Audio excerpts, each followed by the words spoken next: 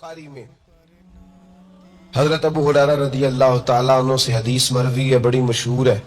نبی پاک علیہ السلام نے خود ایک قصہ بیان فرمایا بنی اسرائیل کا۔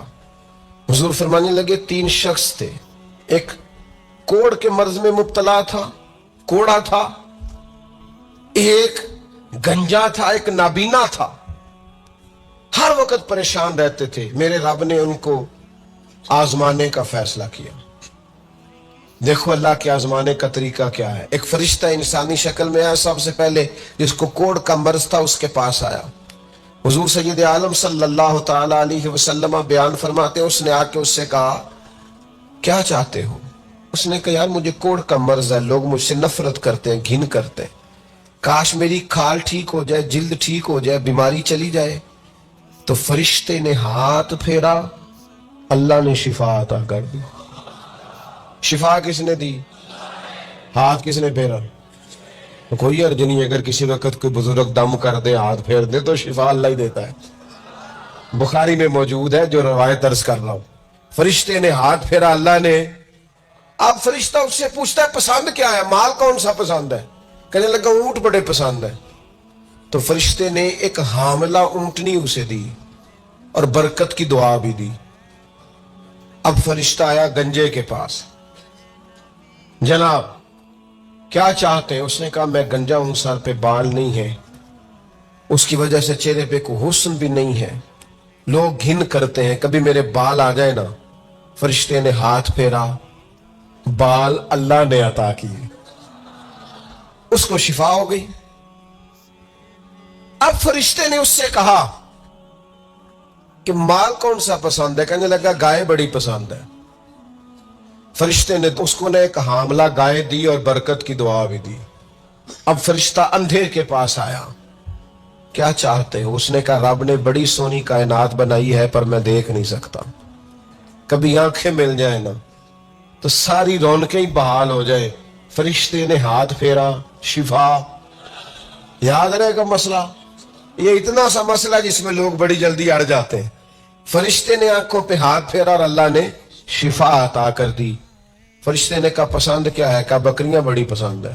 ایک حاملہ بکری بھی دے دی اور دعا بھی کر دی۔ اب وہ جس کو اونٹنی دی تھی حاملہ، اس کی حضور فرماتے پوری وادی اونٹوں کی بھر گئی، اور جس کو گائے دی تھی اس کی پوری وادی گائیوں سے بھر گئی، اور جس کو بکری دی تھی پوری وادی ریوڑوں کے ریوڑ بکریوں کے تیار ہو گئے۔ اب رب نے فیصلہ کیا آزمائش کرنے کا۔ میں نے بہت پہلے کہا تھا، بات پھر دہراتا ہوں، زوال امتحان نہیں ہوتا، عروج امتحان ہوتا ہے۔ اصل تو آپ کا پتہ عروج کے دنوں میں چلتا ہے۔ اللہ نے فرشتہ بھیجا، وہی انسانی شکل میں سب سے پہلے اس کوڑ کے مرض والے کے پاس آیا، کہا یار میں مسافر ہوں، کہیں سفر پہ جانا تھا، تو اللہ کی مدد آپ کا تعاون درکار ہوا تو سفر ہو سکتا ہے، ایک اونٹ مجھے چاہیے۔ تو اس نے وہی بات کی جو کئی امیر لوگ کرتے ہیں، یہ صحیح بخاری میں موجود۔ کہنے لگا یار میرے ذمے تو حقوق ہی بڑے ہیں، سادہ ترجمہ کریے، میرے تو خرچے ہی بڑے نہیں، تو ان کی دسی ادھر بھی جا رہا ہے، ادھر بھی، اے بھی آسمان میں تمہیں ہے، اے بھی میں، اتنے خرچے ہیں میرے، یہ بھی کرنا ہے، وہاں بھی کرنا ہے۔ اس نے وہی بات سنائی۔ تو وہ فرشتہ کہنے لگا تو پہلے کوڑی نہیں تھا، تو ناراض ہو گیا۔ کہنے لگا میں تو جدی پشتی رئیس اعظم ہوں، باپ دادا کی جائیداد ہے ساری کہ مجھے ملی ہوئی۔ اس نے کہا اگر تو جھوٹا ہے نا تو اللہ کرے اسی طرح کا ہو جائے جس طرح کا پہلے تھا۔ اب وہ آیا گنجے کے پاس، اس سے کہا مسافر ہوں، سفر پہ جانا ہے، اللہ مدد کرے، آپ تعاون کریں تو سفر آسان ہو سکتا ہے، مجھے ایک گائے چاہیے، اگر آپ دے دیں تو۔ وہ کہنے لگا میرے تو ذمہ حقوق ہی بڑے ہیں۔ اس نے کہا یار تو پہلے گنجا نہیں تھا، بیمار نہیں تھا، کچھ بھی نہیں تھا، بھوک تھی۔ کہنے لگا خبردار، میں تو جدی پشتی رئیس اعظم ہوں، باپ دادا سے امیر ہوں۔ اس نے کہا اچھا اگر تو جھوٹا ہے تو ویسا ہی ہو جائے جیسا پہلے۔ اب وہ آیا نابینا کے پاس، اس نے آ کے کہا مسافر ہوں، سفر پہ جانا ہے، اللہ مدد کرے، آپ تعاون کریں تو سفر آسان ہوگا، مجھے ایک بکری چاہیے اللہ کے نام پر۔ تو وہ بندہ کہنے لگا رب کے نام پر تو نے لینی ہے تو ایک کیوں لیتا ہے، جتنی چاہیے لے لے۔ اور میں تو پہلے اندھا تھا،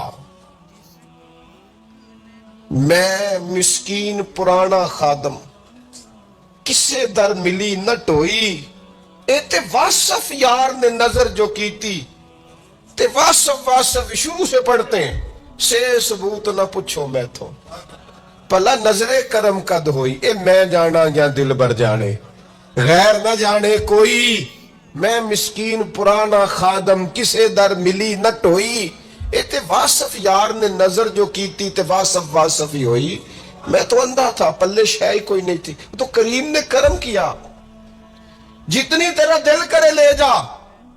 تو فرشتہ کہنے لگا امتحان کے لیے آیا تھا، ایک کی بھی ضرورت نہیں، لیکن تیرے دو دوست امتحان میں ناکام ہوئے ہیں، رب ان سے ناراض ہو گیا ہے، تو کامیاب ہوا ہے اور اللہ تجھ سے راضی ہو گیا ہے۔ وہ دونوں جو تھے امتحان میں ناکام ہوئے تو نعمت چھن گئی، صحت چھن گئی، پھر کوڑے، پھر گنجے ہو گئے۔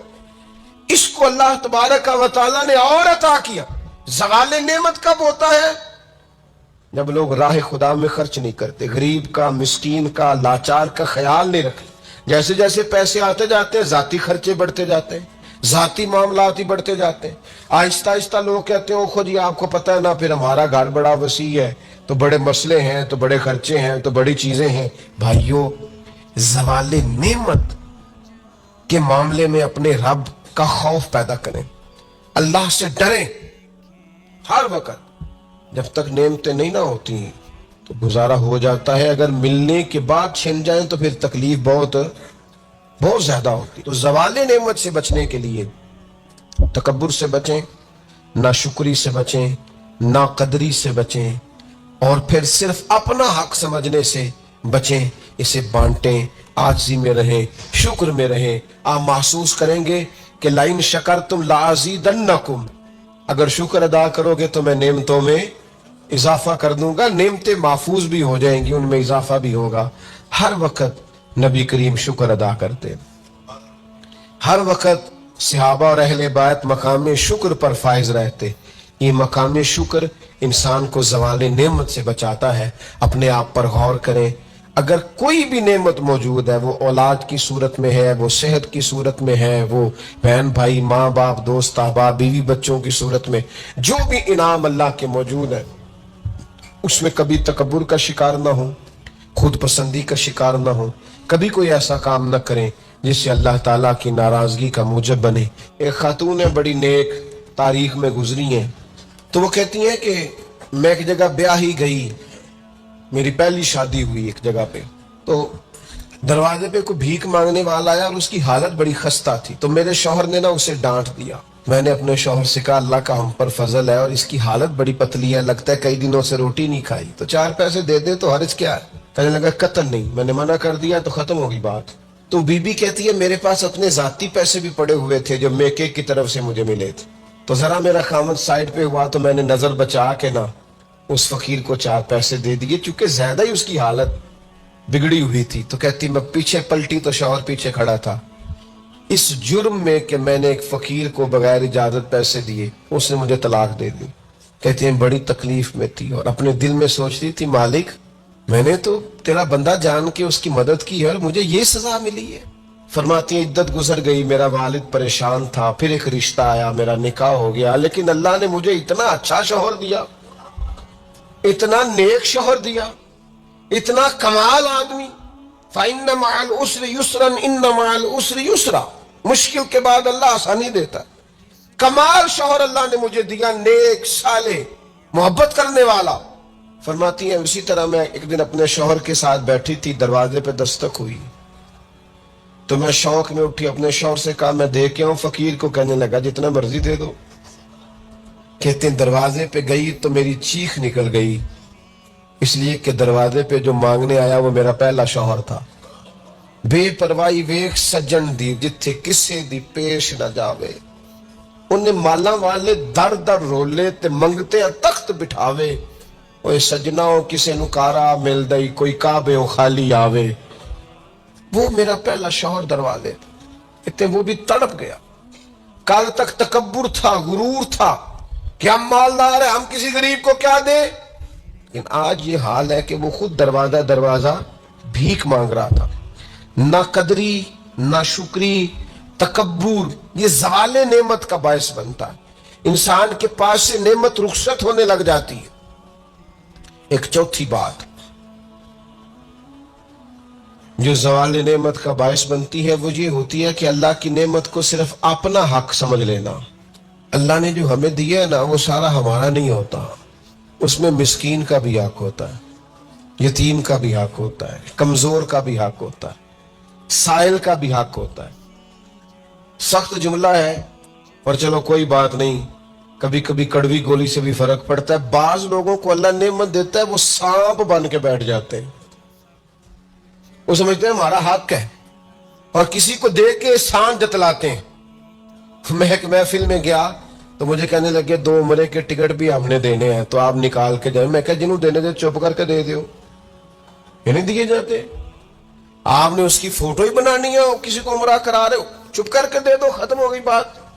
بچیوں کی، غریب بچیوں کی شادی کرانی ہے تو وہ ساری لائنوں میں بنا کے تصویریں بنانے کی کیا ضرورت؟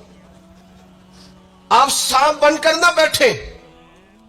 اللہ نے جو نعمت دی ہے، اور مشکات میں حدیث ہے، حضور علیہ السلام نے فرمایا رب تمہیں جو رزق دیتا ہے تمہارے ضعیف اور کمزور لوگوں کی برکت سے عطا کرتا ہے، تو ان کی برکت سے تو تمہیں مل رہا ہے، اور تم تکبر کرتے جا رہے ہو، غرور کر رہے ہو، اور تم کہتے ہو نہیں یہ میرا حق تھا۔ حق نہیں تھا بھائی، خدا نے اپنے فضل سے عطا کیا۔ اچھا پھر کچھ بندے بھول ہی جاتے ہیں، گاؤں سے آ کر پڑھنے والے بھول ہی گئے کہ کس کی ماں نے کتنا زیور بیچا تھا، وہ جدی پشتی امیر بن جاتے ہیں۔ وہ کہتے ہو نہیں جی اللہ دا فضل ہے جی، دادا جی دی بھی بڑی گل سی۔ بھئی دادا جی دی گل صرف زمین نال ہوندی ہے؟ زہی مقدر پہ کفن لپیٹے چلا ہے الفت کے راستے پر، یہ کون سر سے کفن لپیٹے چلا ہے الفت کے راستے پر، فرشتے حیرت سے تک رہے ہیں یہ کون ذی احترام آیا زہی مقدر۔